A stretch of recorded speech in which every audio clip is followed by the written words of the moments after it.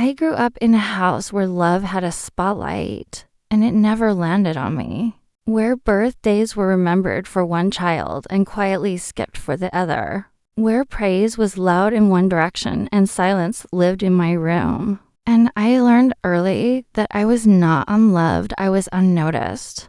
The extra child in my own home.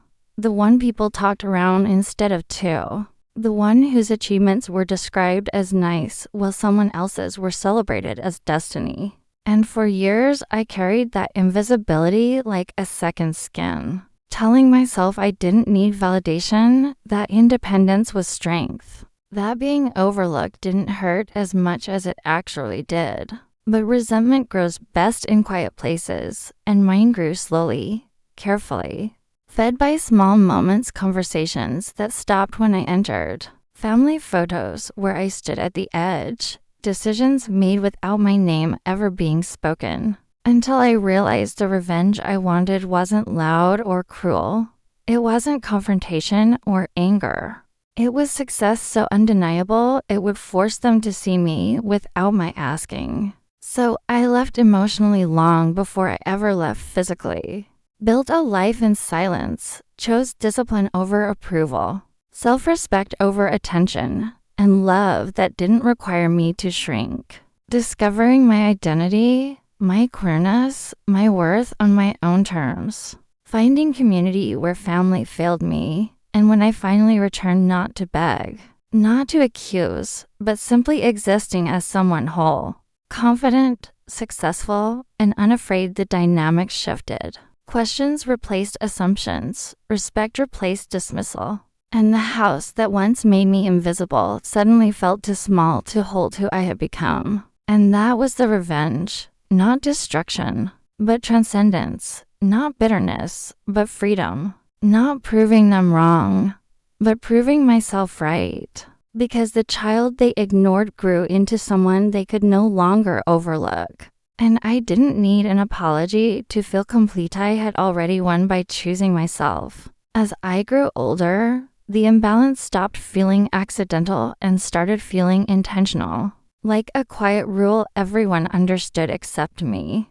And I learned to measure my presence by how little space it took up, how carefully I spoke, how rarely I asked for anything at all. Because asking reminded them I existed, and that always seemed inconvenient. And while my sibling was guided, funded, protected, and spoken about with pride, I became self-taught in survival, observing how affection was earned and realizing it was never offered freely to someone like me. So I stopped expecting it and began redirecting that hunger inward. Turning loneliness into focus and rejection into fuel. Discovering pieces of myself in late nights online, in borrowed books, in whispered conversations that felt safer than my own living room. Slowly understanding my queerness not as a flaw but as a truth I had been forced to hide. Because the house barely had room for one version of love, let alone one they didn't understand. And the more I became myself in private, the more distant I became in public, until my silence was mistaken for obedience and my independence mistaken for indifference. When in reality, I was building an exit in my mind, brick by brick, learning skills no one taught me, saving money no one helped me earn, dreaming quietly because dreaming out loud had never been safe. And the anger I felt wasn't explosive, but cold and controlled. A promise I made to myself that one day I would no longer need their recognition to feel real.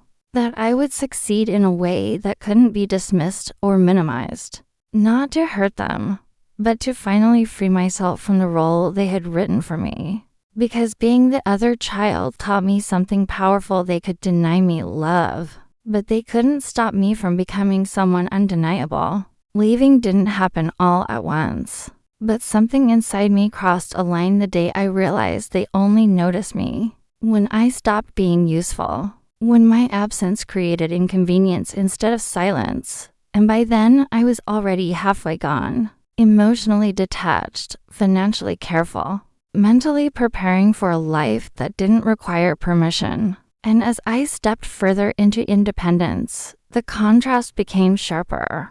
Because the more stable and confident I grew, the more confused they seemed. As if my strength disrupted the story they had always told themselves about me. And success arrived slowly but unmistakably through long hours, quiet sacrifices, and choices that no one applauded. And when my life began to reflect security, purpose, and self-respect, the tone around me shifted. Pride replacing dismissal, curiosity replacing neglect. And I watched them struggle to reconcile the child they ignored with the adult they now wanted credit for, while my sibling, once untouchable, faced struggles they had never prepared for without constant support. And for the first time, I understood that favoritism doesn't build strength. It builds dependence, and that realization softened my anger without erasing it. Because revenge didn't come from confrontation or cruelty. It came from distance, from refusing to shrink again, from setting boundaries that made my peace non-negotiable. And when they finally asked why I seemed so different, so guarded, so self-contained, I didn't explain the years of invisibility or the quiet grief of growing up unwanted in your own home, because the truth didn't need to be spoken aloud anymore. It was visible in who I had become. And that was the moment I understood my revenge wasn't loud. It was complete. The final shift didn't come with apologies or dramatic confessions, but with clarity. Because I no longer needed them to understand what they had done or to admit what they had failed to give. And as my life settled into something whole and self-directed, I realized that being the other child had forced me to become my own parent, my own protector, and my own source of belief. And while they slowly adjusted to the reality that I was no longer available for comparison, correction, or control, I chose peace over proving a point, love over resentment, and distance over resentment dressed as loyalty.